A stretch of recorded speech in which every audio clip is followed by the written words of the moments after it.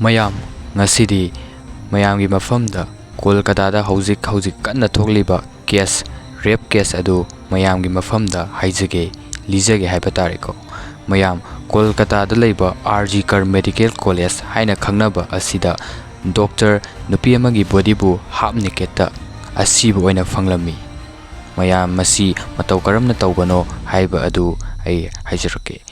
Doctor nupi asi mahaki maming panba yade maram asina panjararoige mahak asi postgraduate trainee amani haibadi PGT doctor haiba tareko mahakna seminar hall da pothaba chalami seminar hall haragadi meeting tawfam adugumba haiba tareko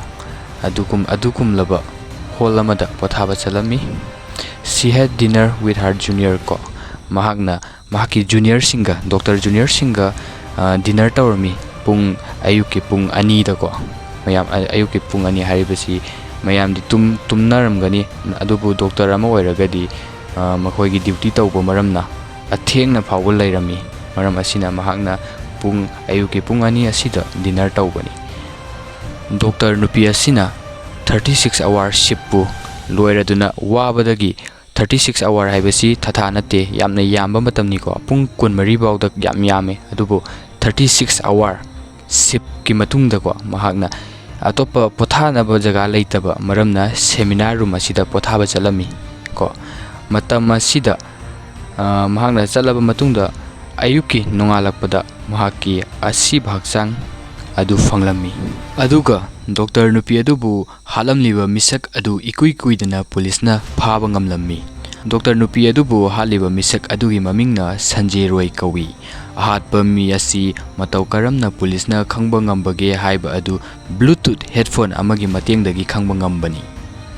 police na bluetooth headphone asibu phangramdrabadi case asi ngasi fawba khangba ngamdana adum loisalambasu yai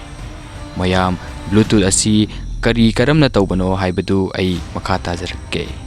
Sanjay Roy na doctor nupi adubu tamthina otlaba matungda halami aduga mahakna mafam adudagi chatkirami adubu mahaki bluetooth headphone adu mafam aduda tahorami maram asidagi police na CCTV yengba matamda Sanjay Roy asina bluetooth headphone asi hospital aduda changkhibada makhaurida yalami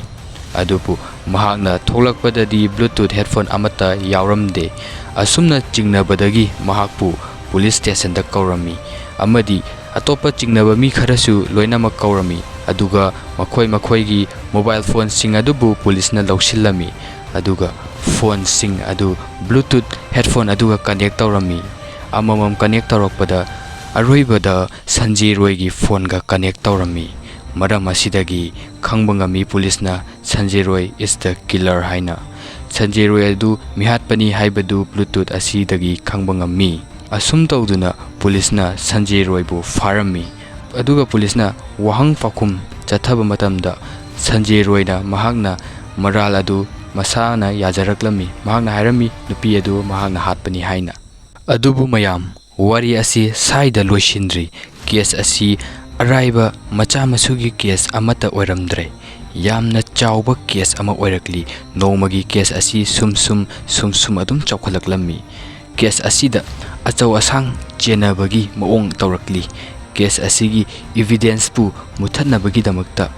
gunda lising amamuk rom thajilaktuna hospital aduda thugai khokaibagi thabaksu tawrami mayam ngasigidi sida part 1 oijarage part 2 da amu makata na fazana explain tawjarake mayam ngasigi video si hathu semgibani aduna soiba